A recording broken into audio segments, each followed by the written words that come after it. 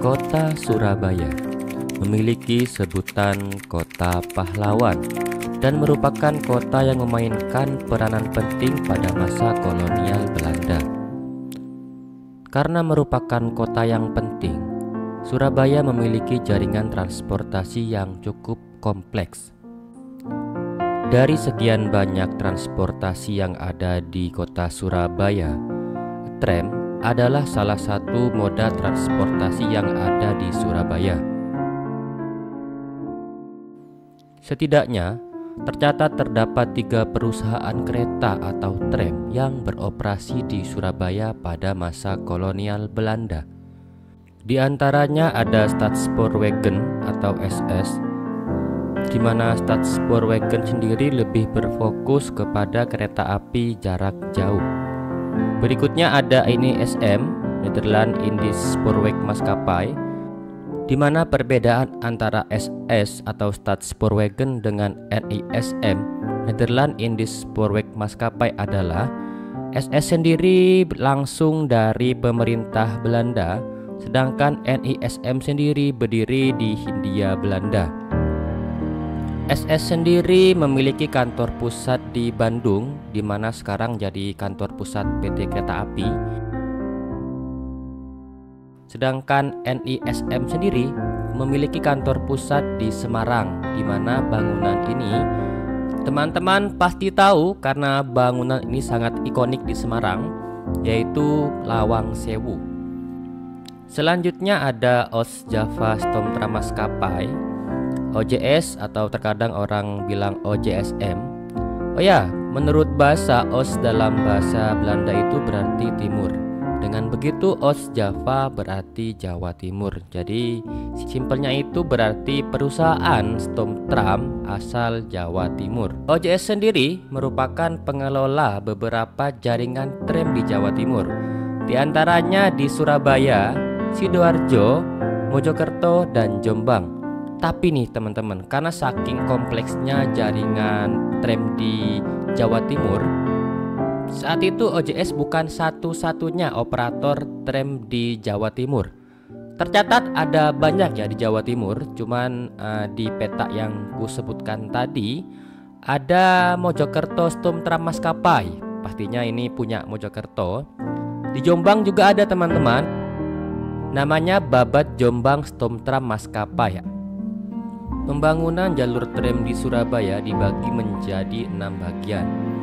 Pertama, petak ujung Fort Prince Hendrik, diresmikan 10 Desember 1889. Ujung ini merupakan nama pelabuhan di Surabaya, di mana di pelabuhan ini kalian bisa menyambung ke Madura dengan menggunakan kapal feri, lalu menyambung lagi menggunakan transportasi tram Madura Stomtra Maskapai. Benteng Prince Hendrik sendiri berada di daerah ujung juga, namun sayangnya benteng ini sudah dihancurkan. Nama benteng tetap dipakai menjadi nama stasiun, tepatnya stasiun untuk langsir bahan bakar minyak milik Pertamina. Berikutnya dari stasiun SS menuju ke kantor telepon, diresmikan 15 April 1890. Berikutnya kantor telepon menuju Grudo, tanggal 15 April 1890. Di Grudo ini juga terdapat depo untuk perawatan lokomotif tram. Selanjutnya petak Grudo Wonokromo, diresmikan pada tanggal 15 September 1890.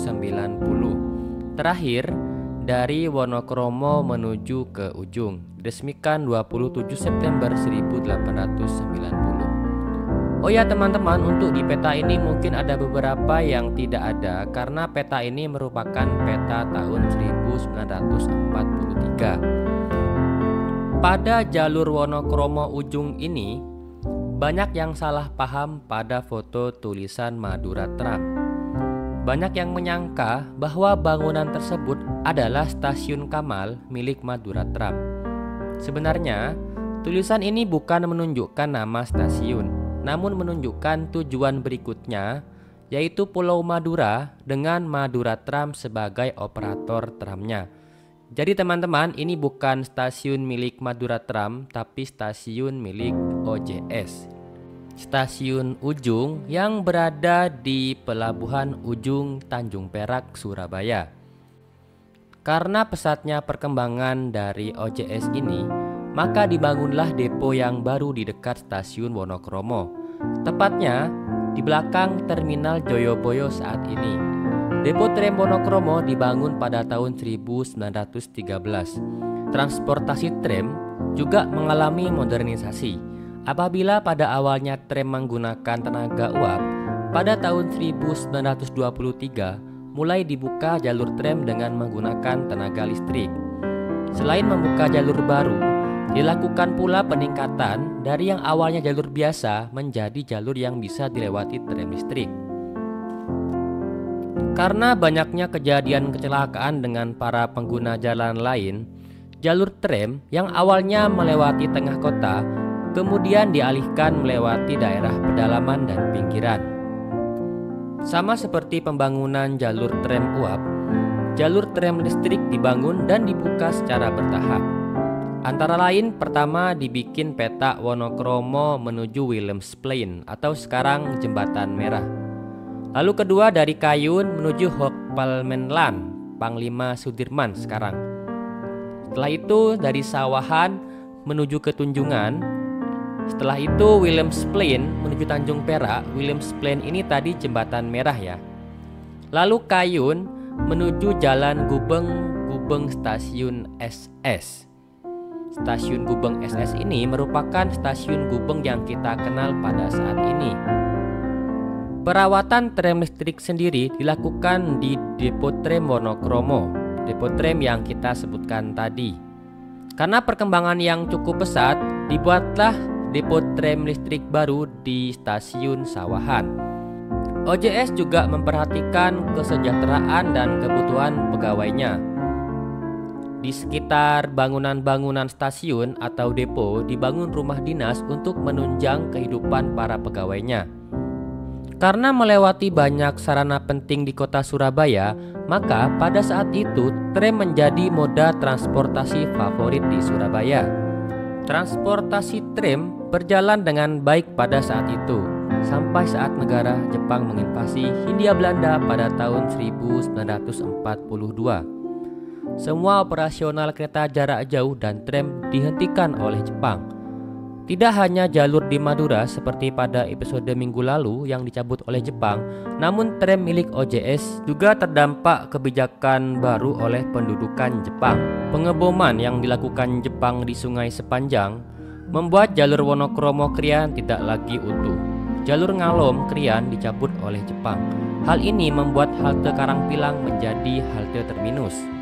Setelah kemerdekaan, pada tahun 1950-an, terjadi nasionalisasi perusahaan asing di Indonesia secara besar-besaran. OJS pun tidak ketinggalan dinasionalisasi dan dikelola di bawah Jawatan Kereta Api.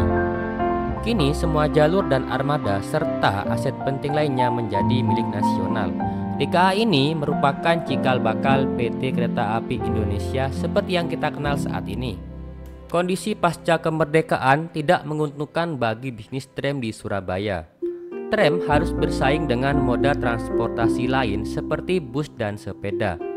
Belum lagi sering terjadi kemacetan ketika ada roda becak atau sepeda selip di antara rel dan aspal. Pengelola tram pun selalu merugi karena terdapat kebocoran pendapatan. Meskipun kebocoran pendapatan pada jalur tram masih dapat ditutup oleh pendapatan dari jalur kereta api jarak jauh, namun kondisi yang terus memburuk membuat tram terpaksa ditutup. Menurut penuturan Pak Juwadi, seorang pensiunan pegawai PJKA, tram listrik dihentikan operasionalnya pada tahun 1968, sedangkan tram uap dioperasikan hingga tahun 1978. Berakhirnya operasional tram uap menjadi akhir dari kisah perjalanan tram di atas jalur besi yang melintang di atas kota Surabaya. Peninggalan sarana dan prasarana tram masih tersisa di Surabaya. Tiang listrik aliran atas yang memasok listrik masih tertinggal di beberapa ruas jalan di kota Surabaya. Stasiun dan depo tram kini ditempati oleh penduduk atau pedagang. Rumah dinas ditempati oleh keluarga dari pensiunan pegawai tram. Lokomotif seri B12 tersisa satu yang kini terpajang di depan stasiun Surabaya Pasar Turi. Bagaimana teman-teman? Mungkin ada yang orang asli Surabaya. Apakah ada pengalaman dari orang tua atau mungkin kakek nenek kalian tentang pengalaman dengan tram di kota Surabaya? Silahkan kalian komentar, kalian cerita di bawah sini.